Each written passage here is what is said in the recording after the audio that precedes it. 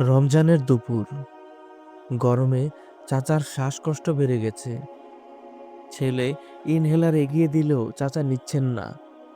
তার ভয়, দীর্ঘ ১৫ ঘন্টার রোজাটা কি একটি পাফ নিলেই শেষ হয়ে যাবে? তিনি কি গুনাহগার হবেন? আমাদের চারপাশেই এমনই অনেক চাচা বা অসুস্থ মানুষ আছেন, যারা সঠিক তথ্য না জানায় খুব কষ্টে রোজা পার করেন। প্রথমেই আসি ইনজেকশনের কথায়। ধরুন আপনার প্রচণ্ড জ্বর বা ব্যথা, ডাক্তার ইনজেকশন দিতে চাচ্ছেন, আপনি কি নেবেন? উত্তর হলো হ্যাঁ, নিতে পারেন। ইসলামের বিধান অনুযায়ী যে ইনজেকশন সরাসরি পাকস্থলীতে যায় না এবং যা খাবারের বিকল্প নয়, তা নিলে রোজা ভাঙবে না, সেটা পেশিতে হোক বা রগে। তবে যদি এমন কোনো ইনজেকশন বা ড্রপ নেওয়া হয় যা আপনার ক্ষুধা মিটিয়ে ফেলে বা শরীরে খাবারের মতো শক্তি যোগায়, তবে রোজা ভেঙে যাবে। এবার আসি চাচার সেই ইনহেলারে।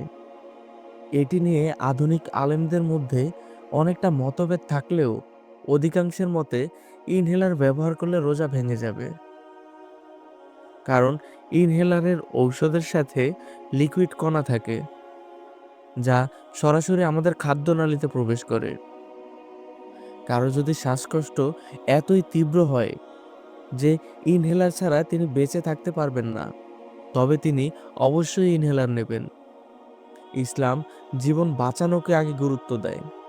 তিনি এই রোজাটি ভেঙে ফেলবেন এবং পরবর্তীতে সুস্থ হলে কাজা আদায় করে নেবেন। তবে যাদের সমস্যা কম, তারা সাহরি ও ইফতারের সময় লং অ্যাক্টিং ইনহেলার ব্যবহার করতে পারেন। ডায়াবেটিস রোগীদের জন্য সুখবর, ইনসুলিন নিলে রোজা ভাঙে না, কারণ এটি কেবল রক্তে সুগার নিয়ন্ত্রণ করে, এটি কোনো খাদ্য নয়। একইভাবে পরীক্ষার জন্য শরীর থেকে রক্ত দিলে বা গ্লুকোমিটার দিয়ে সুগার চেক করলেও রোজার কোনো ক্ষতি হয় না। রোজা রেখে চোখে ড্রপ বা কানের ড্রপ ব্যবহার করা যাবে কি?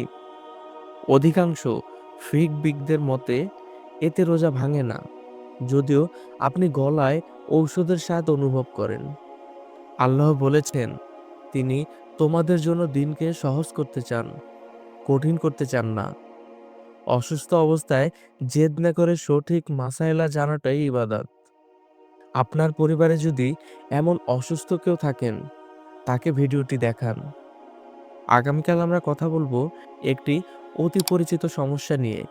রোজা রেখে কি ব্রাশ বা পেস্ট ব্যবহার করা যাবে?